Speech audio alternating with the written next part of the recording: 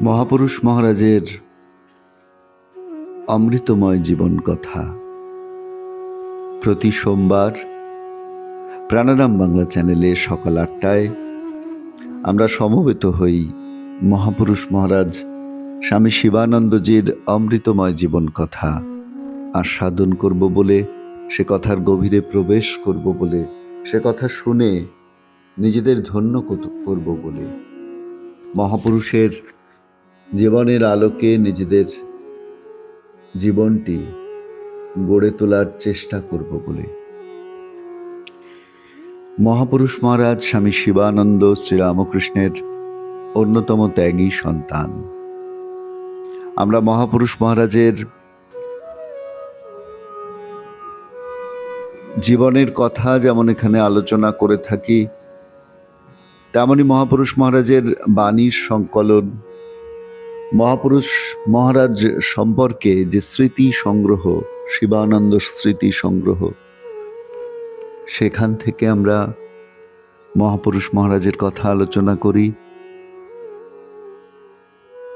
কখনো মহাপুরুষ মহারাজের পত্রাবলী থেকেও আমরা আলোচনা করি। আজকের আলোচনা বেলুড় মঠে অবস্থানকালে একদিনের একটি ছোট্ট দৃশ্য। বেলুড় মঠ ১৩ই চৈত্র বুধবার ১৩৩৫, ২৭শে মার্চ ১৯২৯। মহাপুরুষজির শরীর তত ভালো নয়, তাই জনৈক সেবককে লক্ষ্য করিয়া বলিতেছেন, আভি কফ বায়ুনে ঘেরা। এখন কফ ও বায়ুতে ঘিরেছে, কোন দিক সামলাই বল? এদিক করতে যাই তো ওদিক খারাপ হবে, সর্দির দিক দেখতে গেলে বায়ু বেড়ে গেল। এই করে কি বেশি দিন শরীর থাকা ভালো? তোমাদেরকেও কত কষ্ট দিচ্ছি। সেবক, না মহারাজ, আমাদের কি কষ্ট? আপনিই তো আমাদের বাপ মা সব। এখন আপনার শরীর বৃদ্ধ হয়েছে, আমরা একটু সেবা করব না? আপনার যে একটু সেবা করবার অধিকার পেয়েছি, এ তো আমাদের পরম সৌভাগ্য। মহারাজ, তা তোমরা যে ভালোবেসে সব করো, এ আমি খুব জানি। তবু কি জানো, এই করে ভুগে ভুগে শরীর ধারণ করতে আমার তো বাবা ইচ্ছা হয় না। তা সবই ঠাকুরের ইচ্ছা, তিনি যখন যেমন রাখেন তেমনই থাকতে হবে। সেবক, মহারাজ, আমরা ঠাকুরকে দেখিনি, আপনি আছেন, এতেও আমাদের কত আনন্দ। আপনি ঠাকুরের অন্তরঙ্গ পার্ষদ, আপনার কাছে থাকতে পেয়েছি, এ কি কম সৌভাগ্যের কথা? আপনি আছেন তাই এত সাধু সন্ন্যাসী ও কত ভক্ত সকলেরই ভরপুর আনন্দ। আমি তো এক এক সময় ভাবি, কত দূর লোক দূর দূর থেকে টাকা পয়সা খরচ করে কত কষ্ট স্বীকার করে আসে শুধু একটি বার আপনাদের দর্শন করতে, আর আমাদের এমনই সৌভাগ্য যে সর্বক্ষণ আপনার কাছে থাকতে পেয়েছি।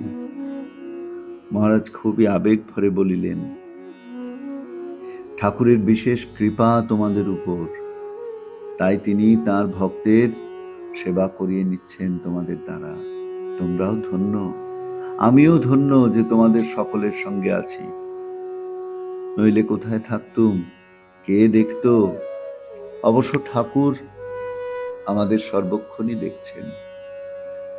আমাদের মহারাজ দেহত্যাগের কিছু পূর্বে তার সেবকদের লক্ষ্য করে বলেছিলেন, তোরা আমার সেবা করেছিস, কি আর বলবো, তোদের সব ব্রহ্মজ্ঞান হোক। আমিও বলছি বাবা, তোমাদের সব ব্রহ্মজ্ঞান হোক, পূর্ণ ভক্তি বিশ্বাস লাভ হোক, তোমরা সব আনন্দে থাকো। এইমাত্র বলিয়া মৌনভাবে খুব গম্ভীর হইয়া বসিয়া রহিলেন।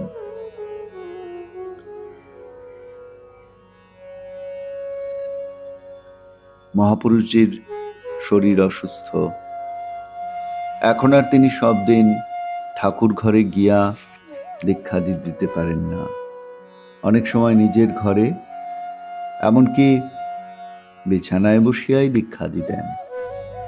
বিকালে প্রায় 4:30 সময় মাদ্রাজের এক ভক্ত আসিয়া প্রণামপূর্বক দীক্ষা লইবার ইচ্ছা জ্ঞাপন করিলে মহাপুরুষ মহারাজ বলিলেন, আচ্ছা হবে, তোমার দীক্ষা কালই হবে, কি বলো?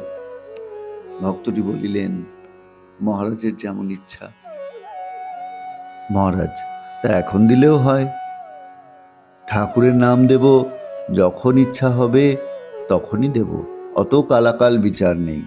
আমাদের ঠাকুর পতিত পাবন, পতিতের উদ্ধারের জন্যই তিনি নরদেহ ধারণ করে এসেছিলেন। আমরা তার দাস, তার সন্তান। যতক্ষণ শরীর থাকবে ততক্ষণ লোককে সেই তারক ব্রহ্ম নাম দিয়ে যাব। আমাদের দীক্ষা তো আর বামুন ভট্টাচার্যের দীক্ষা নয়।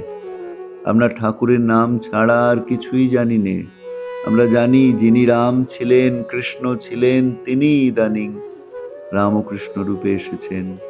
সমস্ত ভাবের, সব দেব দেবীর ঘনীভূত মূর্তি হলেন ঠাকুর।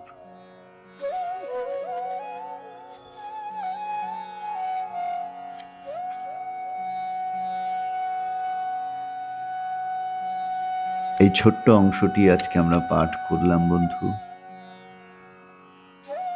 আমাদের মনকে যেন কোন এক অতীন্দ্রিয় লোকে মহাপুরুষ মহারাজের বাণী নিয়ে চলে গেল।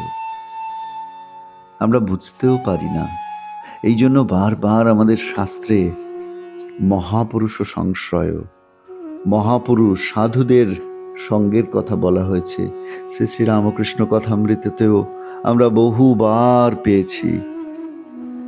ঠাকুর বারংবার বলেছেন সাধু সঙ্গের কথা। সাধু জানেন, সাধুর কাছে সেই উপায়টি রয়েছে, কেমন করে ভগবানের কাছে পৌঁছানো যায়, কেমন করে সংসারে থেকে মনটি ভগবানের পাদপদ্মে সমর্পণ করে রেখে কাজ করতে হয়, সেটি সাধু জানেন। তাই বারবার সাধুর কাছে আশ্রয় নিতে হয়, সাধুর কাছে যেতে হয়। মহাপুরুষ মহারাজ তার বাণীর অনুধ্যানে আমরা যখনই প্রবৃত্ত হই তখনই আমাদের এই অনুভূতি হয়। ভগবানের উপর পূর্ণ নির্ভরতা। আমরা মুখে বলি বটে শরণাগতির কথা, কিন্তু সত্যি সত্যি আমাদের শরণাগতি তো আসে না। সেই শরণাগতি ব্যাপারটি কেমন, কেমন করে সবটা ঠাকুরের ওপর নির্ভর করে বসে থাকতে হয়, মহাপুরুষ মহারাজকে দেখলে, তার কথা শুনলে আমরা খানিকটা অনুধাবন করতে হয়তো পারি। এই যেমনটি বলছেন, ঠাকুর আমাদের সর্বক্ষণই দেখছেন। কোথায় থাকবো, কি খাবো, এই চিন্তা ঠাকুর করছেন। তিনি সবসময় আমাদের দেখছেন। তারপর মহারাজ অর্থাৎ স্বামী ব্রহ্মানন্দজি তার শরীর ত্যাগের পূর্বে যে আশীর্বাদ তার সেবকদের উদ্দেশ্যে করেছিলেন, সেই আশীর্বাদই মহাপুরুষ মহারাজ করছেন। বলছেন, তোরা আমার সেবা করেছিস, তোমরা আমার সেবা করেছ, তোমরা সব আনন্দে থাকো, তোমাদের সব ব্রহ্ম জ্ঞান হোক, পূর্ণ ভক্তি বিশ্বাস লাভ হোক। এর চেয়ে বড় আশীর্বাদ আর কি হতে পারে? আমরা দেখছি মহাপুরুষ মহারাজ ওয়াজ অল ব্লেসিং। সর্বদা তিনি আশীর্বাদ করবেন বলে যেন মুখর হয়ে রয়েছেন। বলছেন, আমাদের তো এই করতেই ঠাকুর রেখে গেছেন, এই আশীর্বাদ, জগতের কল্যাণ সাধন, জগতের কল্যাণ চিন্তা, সকলকে শ্রীরামকৃষ্ণ নামক প্রেম সমুদ্রের প্রেম বাড়ি সকলের মধ্যে সিঞ্চন করা, এই কাজটি করবার জন্যই যেন শরীর ধারণ করে আছেন। এখন আজকে যে দিনের কথা আমরা পড়ছি, শরীর অসুস্থ, দীক্ষা দেওয়ার প্রসঙ্গ এসেছে। মহাপুরুষ মহারাজ বলছেন যে হ্যাঁ, এই ঘরে বসেই দীক্ষা দেব, আজই দেব, এখন দিলেও হয়। ঠাকুরের নাম দেব, যখন ইচ্ছা হবে তখনই দেব, অত কালাকাল বিচার বিচার নেই। এই যে ছোটখাটো বিচারগুলি শ্রীরামকৃষ্ণ নামের সম্মুখে এসে সেগুলি আর তল পায় না। ভগবানের নাম করবার জন্য তার নাম গুণগান গাইবার যে কোনো তিথি হয় না, কোনো বার হয় না আলাদা করে। ঠাকুর বারবার সে কথা মনে করিয়ে দিয়েছেন। হনুমানের কথা বলেছেন, হনুমানকে জিজ্ঞাসা করা হলো আজকে তিথি কি বার? হনুমান বললেন আমি বার জানি না, তিথি জানি না, আমি কেবল রাম জানি। মহাপুরুষ মহারাজও যেন সেই কথাটি বলছেন যে আমাদের ঠাকুর পতিত পাবন, পতিতের উদ্ধারের জন্য তিনি নরদেহ ধারণ করে এসেছেন। আমরা তার দাস, তার সন্তান। যতক্ষণ শরীর থাকবে ততক্ষণ লোককে সেই তারক ব্রহ্মনাম দিয়ে যাব। আমাদের ঠাকুর ছাড়া আমরা কিচ্ছু জানি না। আমরা জানি যিনি রাম, যিনি কৃষ্ণ, তিনি ইদানিং শ্রীরামকৃষ্ণ রূপে অবতীর্ণ হয়েছেন। বেশ বহুবার শ্রীরামকৃষ্ণ স্বয়ং নিজ মুখে কথা বলে গেছেন, তার স্বরূপ উদ্ঘাটন করে বলে গেছেন। অবতার যখন আসেন তখন তিনি যদি নিজের স্বরূপটি উদ্ঘাটন না করেন তাহলে তাকে চেনা বড় কঠিন হয়ে যায়। অচিনে পাখি, অচিনে গাছ। সেই গাছকে চেনা, সেই অবতারকে চেনা আমাদের মতন সাধারণ মানুষের তো সাধ্য নয়। যারা তার পার্শ্বদ, যারা তার অন্তরঙ্গ, তারা তাকে চেনেন। তার অবতার লীলার যারা সঙ্গী, তারাই একমাত্র তাকে চিনতে হয়তো পারেন।